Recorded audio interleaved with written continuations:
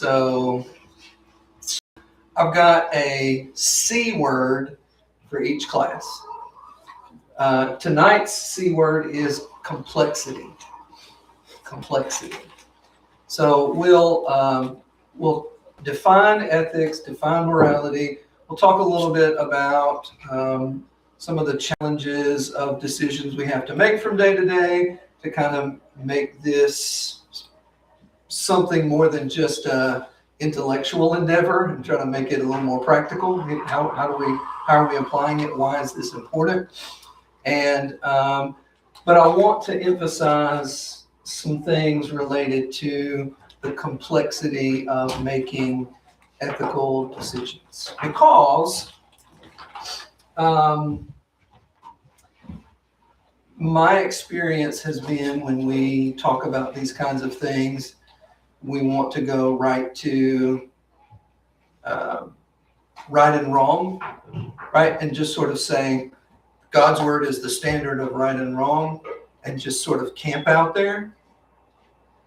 But I don't know about you, but I have to make a lot of decisions from day to day that are not clearly spelled out in the right versus wrong category.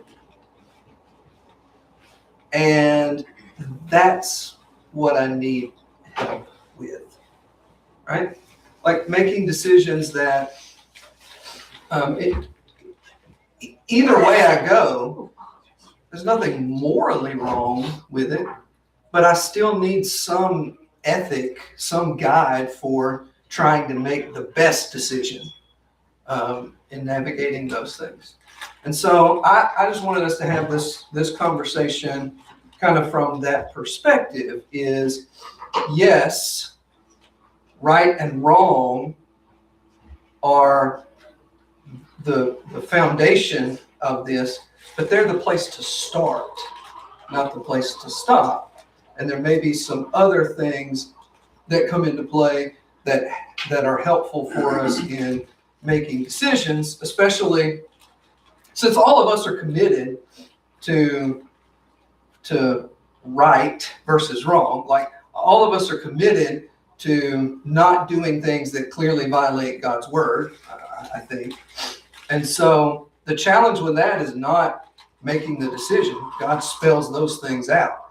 The challenge with that is just always doing that and always obeying that, right? But what I want us to talk about is a kind of a step past that into just the challenges of making decisions when things are not clear cut. And so I hope that's kind of where we can go with these 4 classes. And that's why I chose to start out with talking about complexity. How would you define ethics? How would you define morals? What's the relationship between the two? Is there anything different between the two?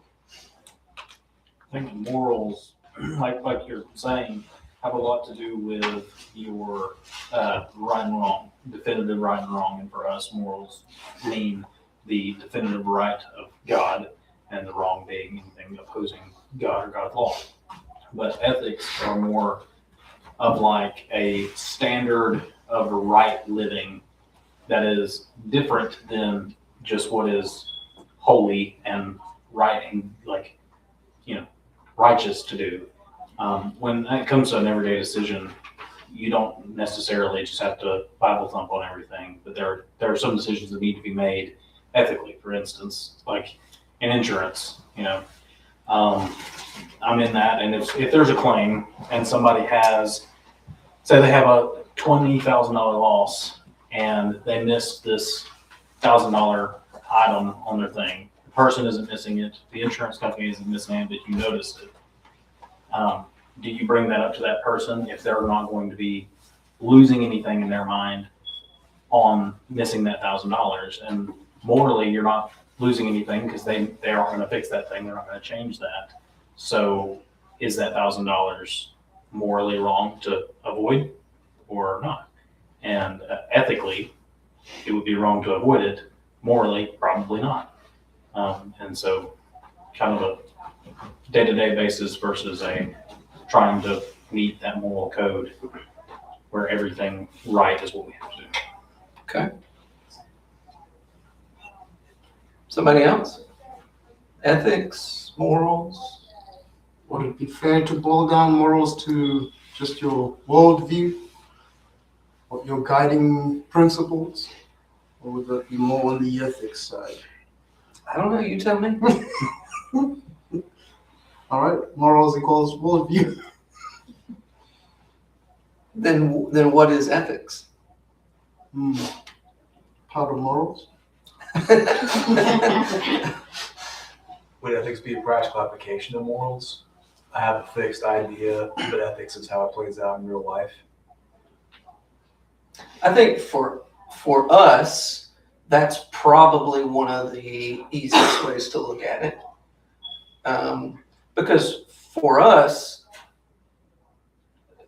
who value an objective moral standard,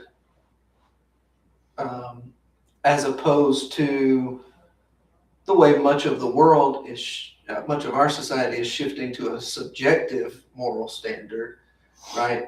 Then for us, there's not as much of a difference between a discussion of morality and ethics, especially in this kind of context, right? And so I do think that may be one of the easier ways for us to think about it is moral is like okay, well, this is the is of this is right and wrong, but ethics is okay, well, here's what you ought to do in this situation because these are the things that are right and wrong, right?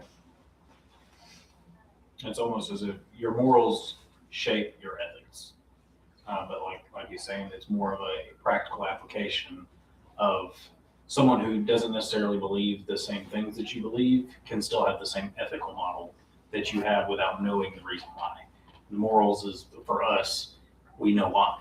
And we have a standard that we go by, but your average everyday person may not have that same standard in their mind, but they know inherently what is the better or more equitable choice for every situation. Which is one of the reasons why various professions have codes of ethics, right? Is because people come from different approaches to morals and values, and yet in these professions, there's got to be something that sort of the profession agrees on as far as how you make decisions in the practice of that profession, right? And so there are different ideas about what that is. Standards of care, research-driven, do no harm, right? There's all kinds of different things like that. And so ethics can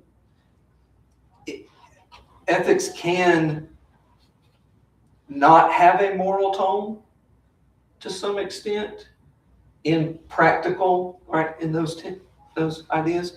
But there's always a value judgment of some kind, right? Because you're prioritizing something over something else. Just like in the medical field where there's a code of ethics, you're prioritizing patient care, you're prioritizing do no harm kinds of things. So.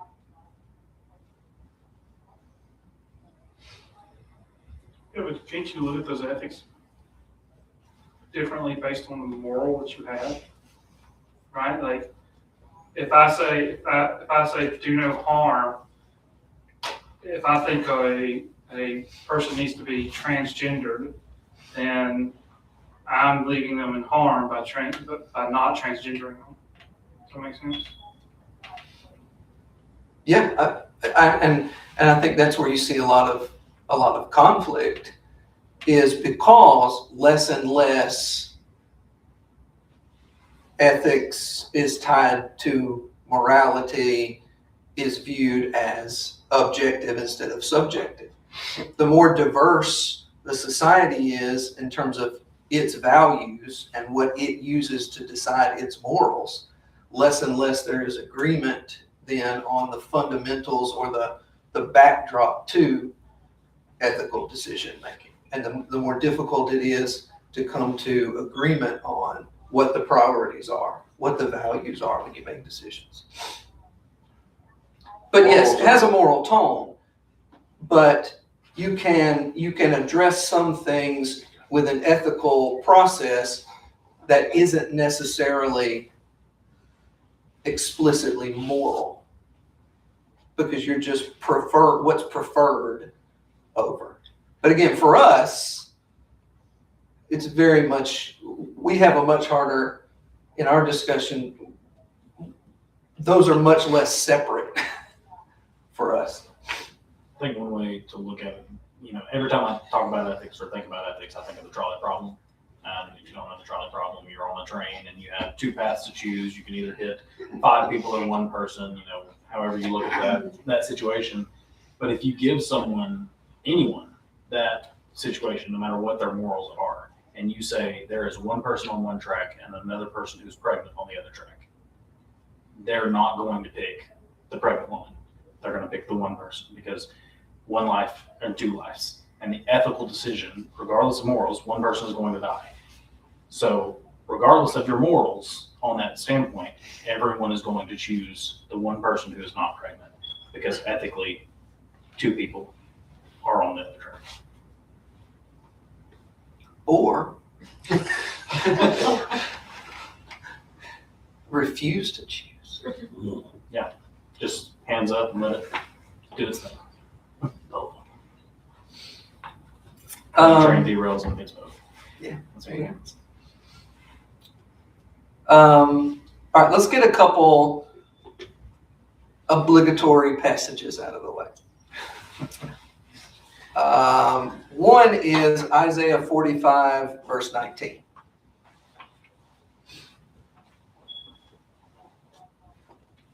Isaiah 45, verse 19.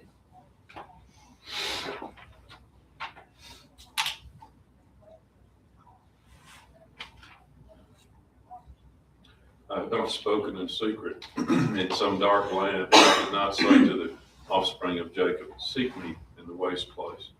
I, the Lord, speak righteousness, declaring things that are upright. All right. God says, I haven't spoken secretly. I've been pretty straightforward with declaring what is right. Right? So then in the New Testament, you have passages like John 8:32. Who has that one? John 8:32. You shall know the truth, and the truth shall set you free. Truth has been revealed, right?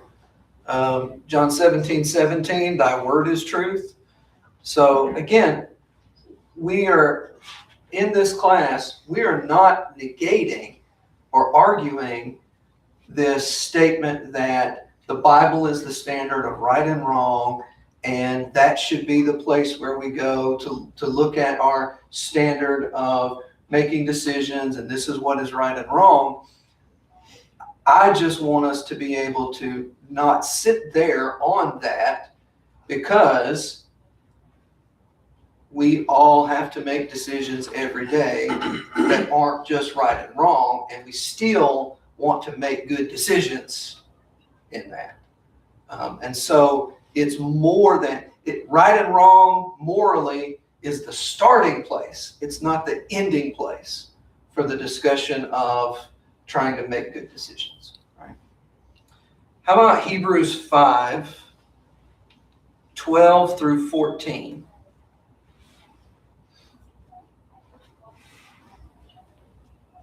Hebrews 5, 12 through 14.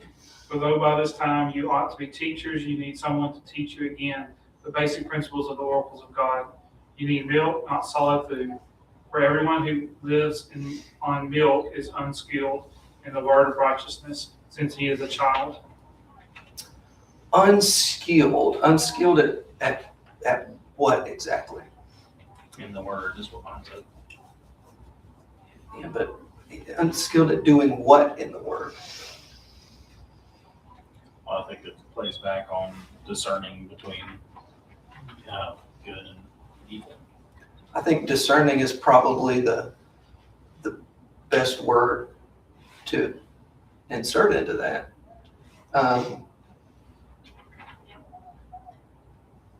Can you read verse 11? About this, we have much to say, and it is hard to explain, since you have become dull of hearing. So because they had become dull of hearing it, they had become lacking in discernment, right? The inability to negotiate it, to navigate it. So in my mind, that's sort of what we're talking about is, okay, the word says not to lie, and you don't lie because God cannot lie, right? All these things are rooted in the character of God. But if we don't practice with those things, then how do we know how to make application of them in difficult, challenging, not so clear-cut circumstances? So we spend time studying and going through these things, but it's important for us to talk about how we discern so that we can make practical application in difficult settings.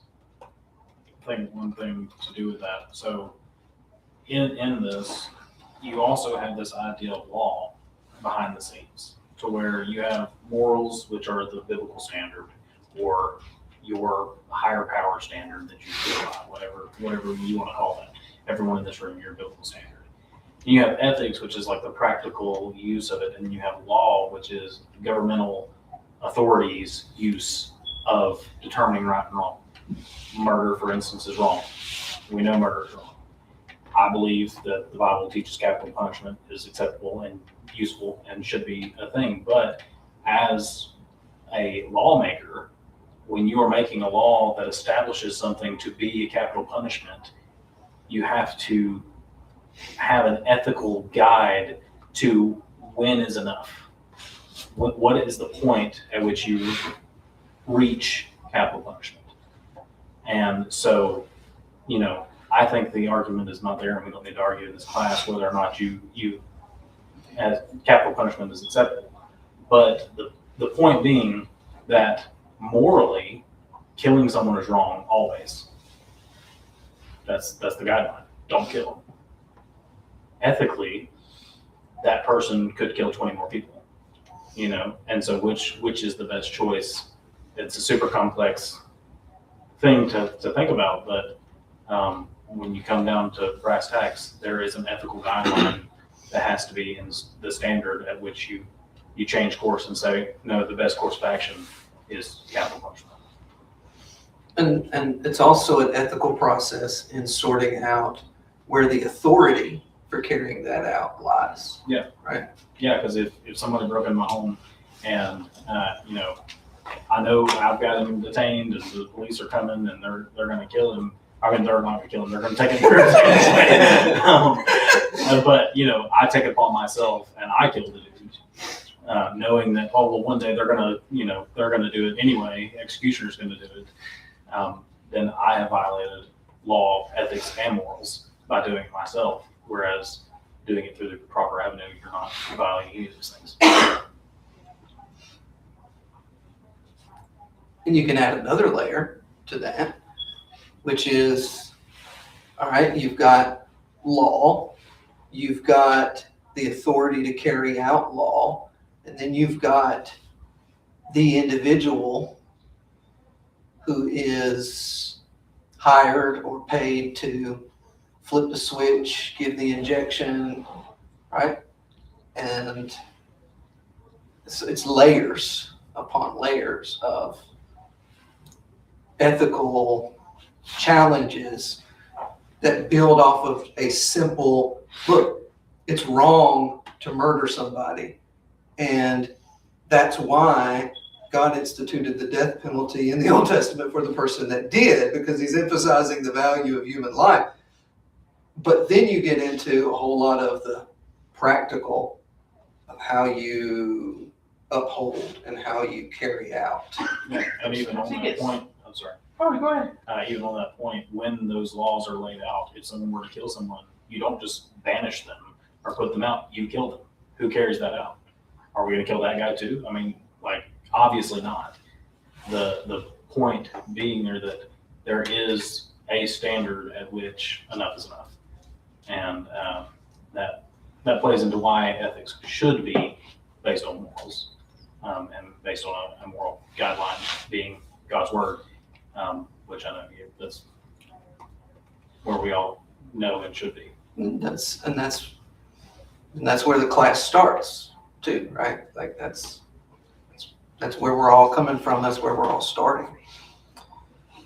I wanted to go and spend a little time. We quickly hit these verses. I wanted to spend a little bit of time in Luke 14.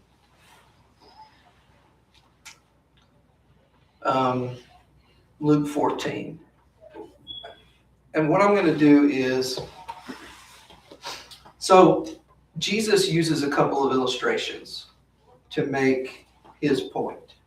And he can use them to make his point because they're generally true. There's wisdom in them.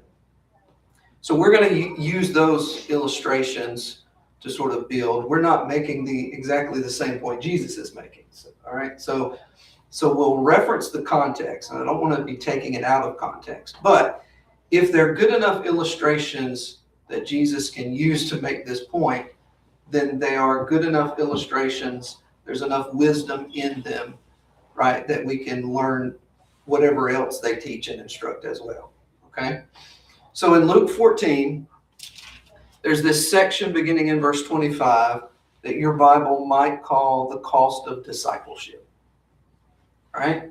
I think we're familiar with the idea of Jesus encouraging his disciples to count the cost.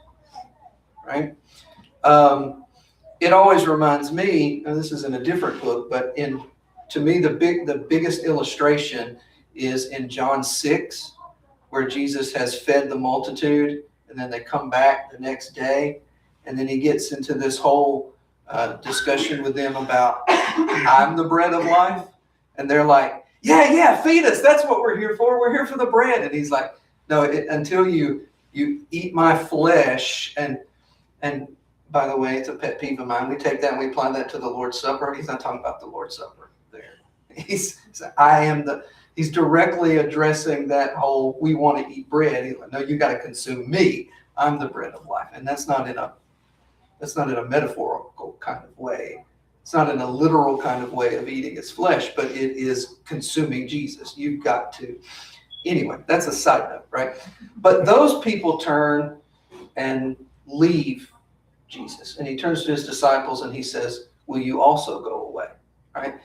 And that's the kind of thing that is being addressed here in Luke 14 when he gets ahead of that with, hey, here's what it costs to be my disciple. So before you're gung-ho about, yeah, this is what I want, you need to know what you're getting into. And that's not to deter anybody, but it's like, if you're not going to stick with it, then why start it? If you're really not going to follow Jesus, then the end result, right? Like, so why start? So he emphasizes some things there, but here's the illustration he uses. Verse 28, which of you, desiring to build a tower, doesn't first sit down and count the cost, whether he has enough to complete it? Otherwise, when he has laid a foundation and is not able to finish, all who see it begin to mock him, saying, this man began to build and was not able to finish. Right? There's another illustration, but that one makes sense, right? In terms of, here's what I want to do, here's what I want to accomplish. I kind of need to get a quote, right? I need some idea about what it's going to cost before I just jump right in. Because have you guys ever seen, I know there's one on a back road around behind our house. They had laid the foundation and they had framed up the house and they had put, I even think they had put windows in it. And then it sat for 2 years without like siding and finishing, and like it just sat for 2 years without being finished. I think now somebody has come along and purchased it and finished it, but like, and who knows what happened, but that's a visual of this is like something happened that prevented somebody from finishing what they started, right? What does that have to do with the conversation of ethics?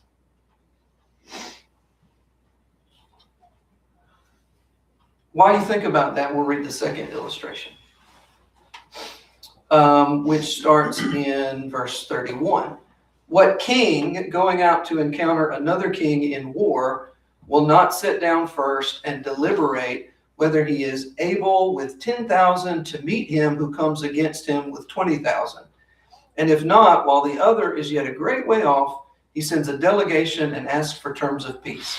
So therefore, any one of you who does not renounce all that he has cannot be my disciple. So in verse 33, he's tying it directly to the point he's trying to make. But both of these things represent wisdom of being able to think ahead, being able to look at the possibilities of what's going to happen, right? To anticipate those consequences, even beyond just the immediate cause and effect, right? So again, what do these two illustrations have to do with a conversation about ethics and decision making?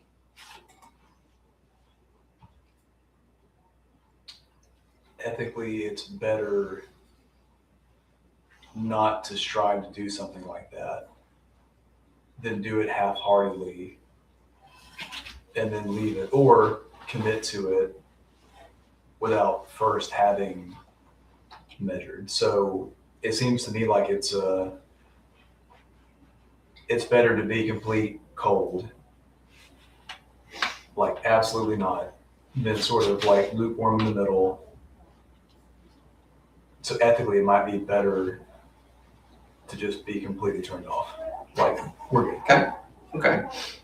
I think that plays into modern Christianity with when you look at Christendom as a whole. So I'm not saying just us or not calling any particular group out, but people who try to follow the Bible in one way or another. When you come to people and you start talking about being a Christian, a lot of the time people come to you and you say, well, they're hypocrites.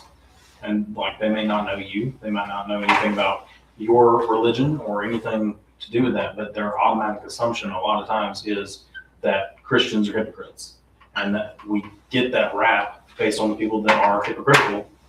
And that's something that happens, is people come in half-heartedly and then they do it half-heartedly. Yeah.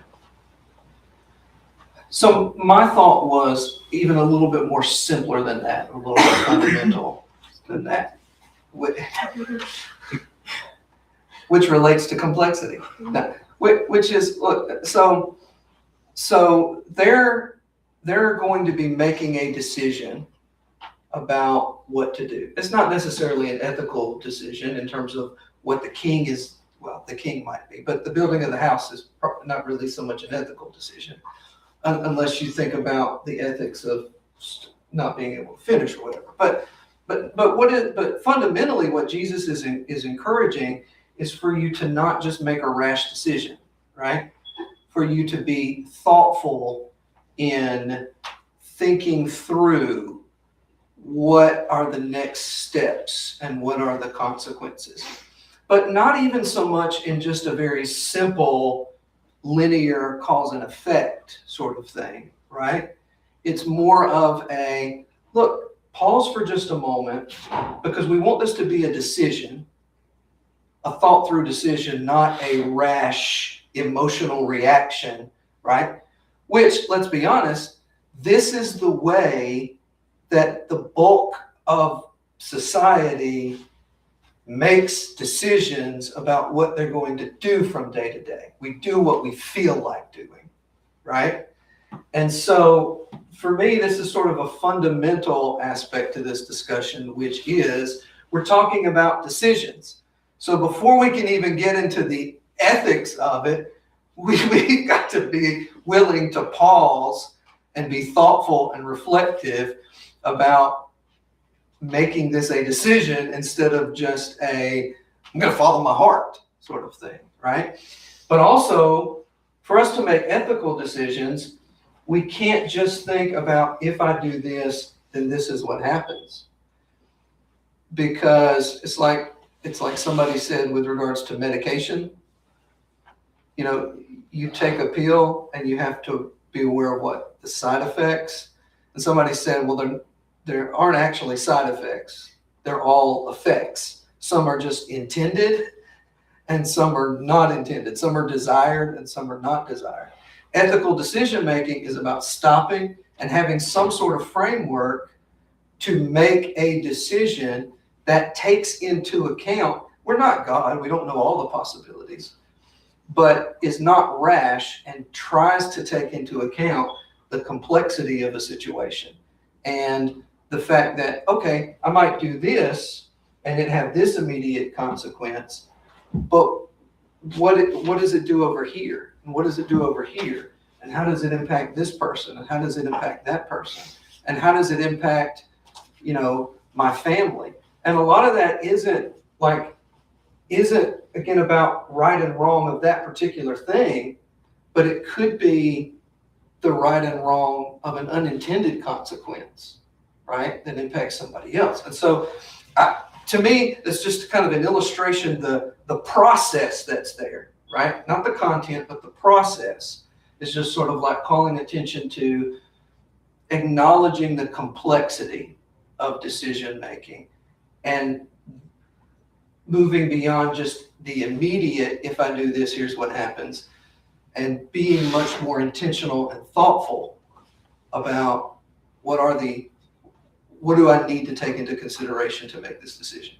And again, we can't do that with every single decision we make every day, but we could probably slow down a lot more than we do, right? And make some considerations. But that's also where the morality piece comes in. And we'll talk about that in another thing, is the more that we can build virtues in ourselves, the less we run the risk, right, of doing something headlong that has the bigger, more complex consequences. There's an example I had in one of my readings, and it's kind of political, so whatever. It's just not current political. So in, let's see. So right after the passage of the 18th Amendment, which was prohibition, outlawing the distribution of the sale of alcohol, one evangelist, Billy Sunday, that's a good name for a preacher, Billy Sunday stood up to about 10,000 people and he declared, "The reign of tears is over, the slums will soon be only a memory." But of course, prohibition didn't have that impact. Instead, it led to a nationwide crime syndicate, the development of an income tax to replace the lost federal alcohol tax revenues. It led to plea bargaining. It redefined the role of federal government, and it led to a Privacy Act, which eventually led to or was used to further abortion rights. And so, I just think about how I probably would have been like, yeah, I'm going to vote for prohibition, but I'm not in favor of the evil of an income tax. And I wouldn't have been for abortion. But see, here's the complexity of things that feed into each other and play into each other. And, if we would stop and think about the complexity of things sometimes, we'd probably be a little more gracious with one another because the decisions we have to make from day to day are not always so simple. And we can't always see what the results are, which is why we need to be more thoughtful, right? Instead of just running headlong the way we feel and doing things. So, all right, any thoughts, closing thoughts or comments? All All right, the C word for next week is challenges. So the complexity. So what are the personal challenges that I face when it comes to making ethical decisions?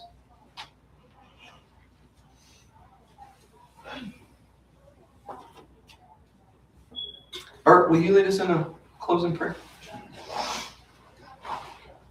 Father, thanks for giving us this time to be together tonight, to fellowship and to study your word, to discuss matters that hopefully will help us to be better service to you and to others in need. We ask, Father, that you'll watch over those who were mentioned tonight that are struggling with illnesses and loss in their families. We ask you to watch over Brody, bless him and the things he needs. And we ask, Father, that you'll watch over us as we leave here and keep us safe, help us to make good decisions in the things that we face in our lives, so that we can be a light in the community. Thank you for Jesus, and that's all in his name. Amen.